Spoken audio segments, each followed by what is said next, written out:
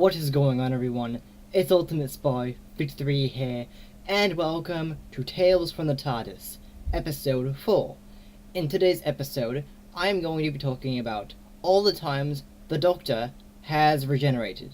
Now that we have a new Doctor and got to experience the newest regeneration of 12 to 13, we can add another regeneration to our list, making the total to be 14 times that the Doctor has regenerated. Starting off with the first Doctor's regeneration.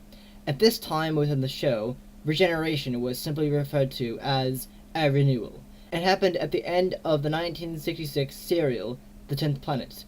William Hartnell had played the Doctor from the show's first serial on November 23rd, 1963, right up to this serial in 1966. The reason he changes is simply due to the fact that his body had been worn out by the Time War and by old age. Patrick Troughton takes on the role of the second Doctor from 1966 all the way for 3 years until 1969, with the last serial to be broadcast in colour, The War Games, where because of the Doctor's actions, the Time Lords have no choice but to force a change of appearance on him.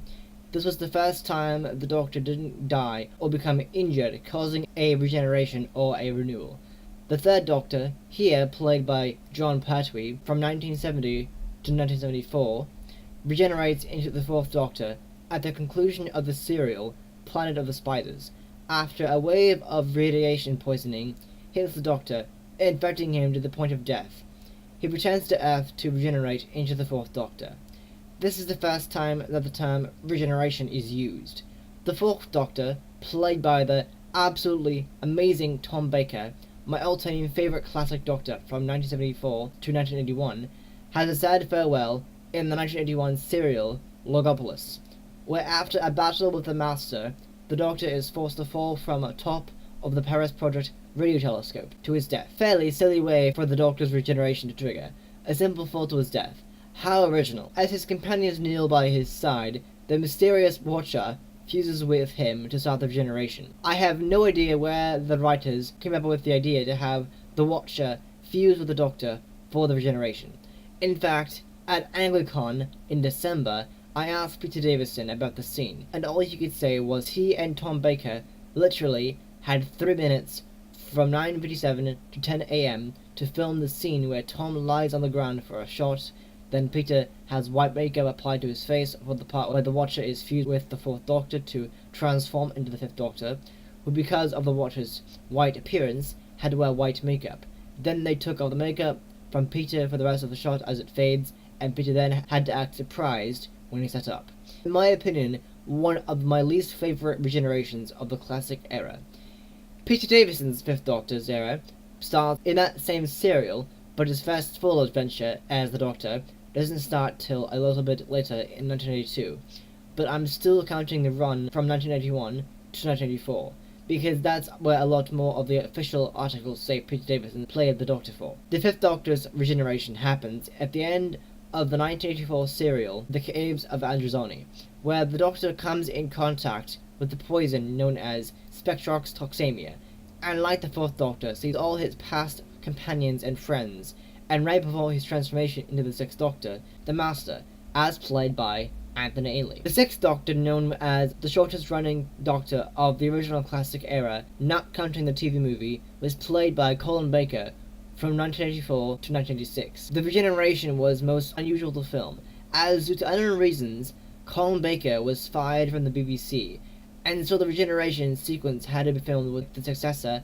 Sylvester McCoy, who will go on to play the seventh Doctor, wearing the sixth Doctor's costume and a blonde curly wig to match the hair of that Doctor. So when you're watching this scene, it looks like it's Colin Baker, when in reality it's actually Sylvester McCoy in the previous costume, who I also had the privilege to meet at Anglicon with Peter Davison. This aired a year after Colin Baker's run as the sixth Doctor, marking a new era of the classic series with the seventh Doctor. This regeneration happened when the mysterious renegade time lady known as the Rani attacks the TARDIS, forcing it to crash land, injuring the Doctor. A creature then walks into the console room where the Doctor and his companion Mel are unconscious. The creature then turns the Doctor over, triggering the regeneration into his seventh incarnation. The sixth and seventh Doctors would later appear in the same story as part of the 30th anniversary special of Doctor Who Dimensions in Time, along with the 3rd, 4th, and 5th Doctors. Sylvester McCoy, the first Scottish actor to play the Doctor, began his run from 1987 to 1989, the last era of the classic show. After this period in the 90s, Doctor Who had been officially cancelled. The BBC attempted to bring it back with the poorly written Doctor Who TV movie starring Paul McGann as the new 8th Doctor. This is also the send-off for the 7th Doctor, played for the final time by Sylvester McCoy. In this story, the Doctor is shot down by a gang war and dies in an American hospital. A most unusual regeneration sequence, as all it is a bunch of electricity zapping the Doctor until his face changes into the short-lived 8th Doctor. Paul McGann would later appear as the 8th Doctor in audio dramas for Big Finish after the TV movie failed to revive Doctor Who, but finally made his second television appearance in the 2013 minisode The Night of the Doctor, where the Doctor crash lands on Khan and dies, only to be restored to life for 4 minutes. But the Sisterhood offers him the chance to choose the outcome of his next regeneration by drinking the elixir of life, triggering his regeneration into the mysterious War Doctor, played by the incredible John Hurt, one of my favorite actors, who sadly passed away last January. The War Doctor's regeneration happened in the 50th anniversary special of Doctor Who, The Day of the Doctor, where after helping the 10th and 11th Doctors save Gallifrey, his body is worn out, similarly to the first Doctor, uttering the similar words of wearing a bit thin, then says, "I hope the ears are a bit less conspicuous this time," before regenerating into the 9th Doctor, whose face is briefly seen, but because actor Christopher Eccleston declined to return for this special, they couldn't show his whole face, although editors on YouTube have made an extended version of this scene where the 9th Doctor's face is fully seen. I honestly wish that Eccleston had returned as the 9th Doctor, so that he could not only meet the other Doctors, but also film this scene, as it would have been amazing. The 9th Doctor, another short-lived Doctor, as played by the brilliant Christopher Eccleston, my first Doctor, only appeared in the first series of the rival era of Doctor Who in 2005. I really wish he had stayed for at least 2 series, as I would have loved it. This time, the regeneration is caused when the Doctor absorbs all the energy from the time vortex from Rose Tyler in order to save her, and has no choice but to regenerate. This would be the first time Doctor Who has introduced the idea of regenerating standing up, a trait the entire revival series would use. Moving on to my all-time favorite Doctor, the 10th Doctor, played by the amazing David Tennant, the second Scottish actor to play the Doctor, but the first in the rival era. Here I am with him at Emerald City Comic Con. I wish I could have talked to him more, but there was a line, and it was just crazy getting to even meet him. David Tennant plays the 10th Doctor from 2005 to 2010, and has 2 regenerations. The first, which is unofficially a regeneration, is after a Dalek shoots him in the series 4 finale, The Stolen Earth and Journey's End.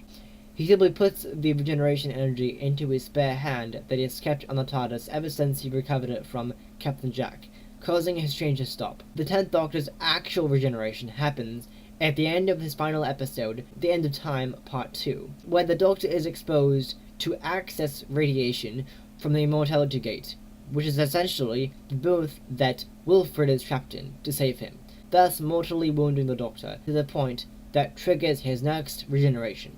The Doctor manages to hold the regeneration off for a while, so he can say goodbye to his past friends and companions, until sadly regenerating in the TARDIS, one of the saddest regenerations and my all-time favourite. This also marks the end of an era for the revival of Doctor Who. The 11th Doctor, played by Matt Smith from 2010 to 2013, has his next regeneration happen when he arrives at his final resting place, prophesied to him by Dorian Moldovar on Trenzalore, where he must defend the town of Christmas from alien incursions, featuring a lot of his greatest foes, like the Cybermen and Daleks.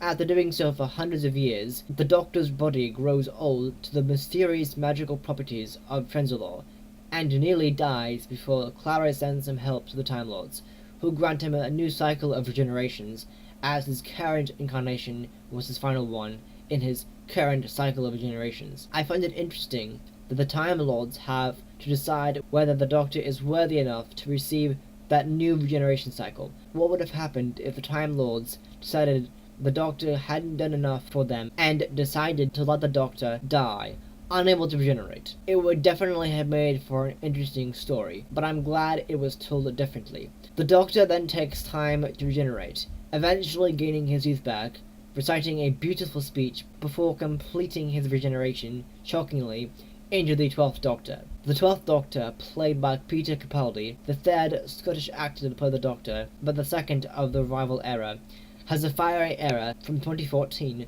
2017.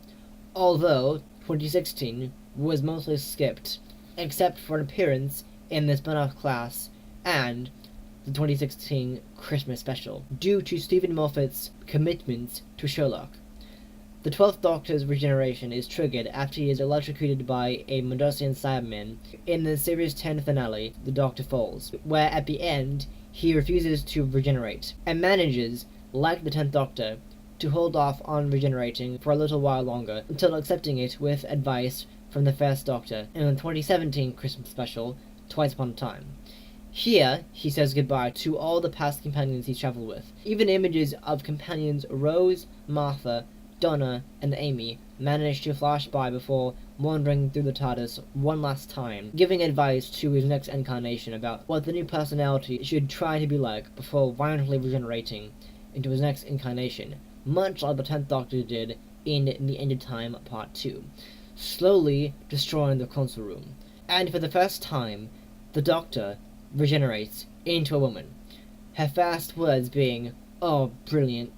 I'm curious to know if this will be the new catchphrase of the 13th Doctor, as the 12th Doctor didn't really have one. I am still not 100% in love with the idea of a female Doctor, but I am willing to give the first episode a try, because I would like to see a part 2 to the cliffhanger we got at the end of the Regeneration from 12 to 13. And that is the Regenerations of the Doctor.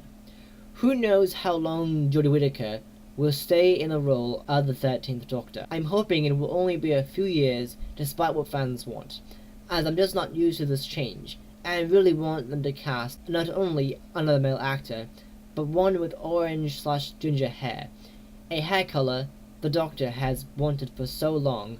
So until then, thank you all so much for watching and or listening to this episode of Tales from the TARDIS. I hope you enjoyed it. If you did, please hit the like button. I really do appreciate the support.